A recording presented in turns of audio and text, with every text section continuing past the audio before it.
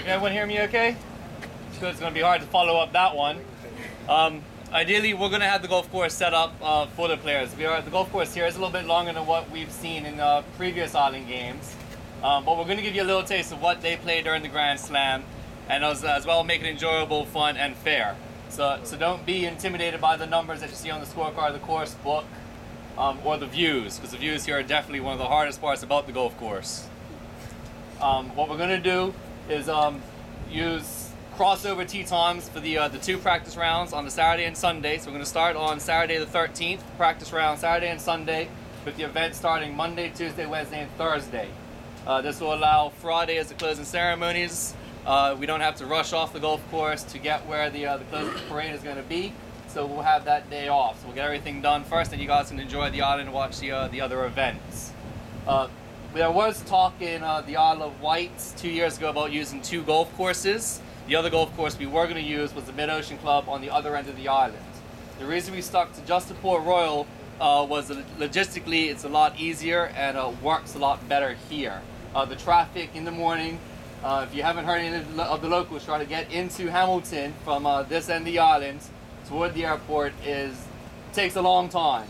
So trying to get people from who are staying at this end down to the other side and back again would have been an issue. Also here, there's bus and ferry stops right outside the gates. So once you're finished, you know, a 2-minute walk down can let you anywhere else on the islands, whereas it's a little more difficult on the other ends, the mid-ocean. So that's why we're using one club.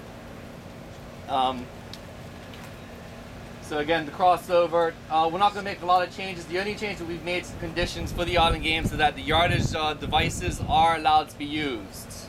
That hasn't been the case in previous, but you can use those here. That's been pretty much a standard for a lot of the amateur events worldwide, as long as they measure distance only. So the Sky Caddies, rangefinders, those are permitted.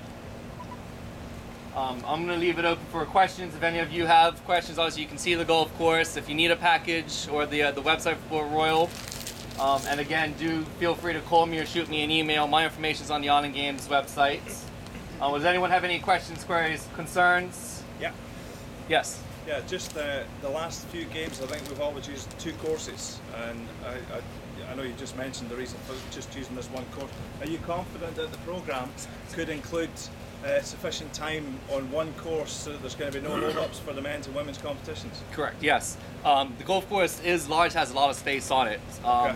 Whereas I know a lot of the golf courses for previous games are a lot shorter, a lot smaller, so you do tend to get those bunch ups and a lot of delays. Yeah. Here, because the golf course is a lot larger, we will have room. And with crossovers, we'll do a crossover in the morning wave as well as a crossover in the afternoon wave. Okay. So you're not going to have that crossover.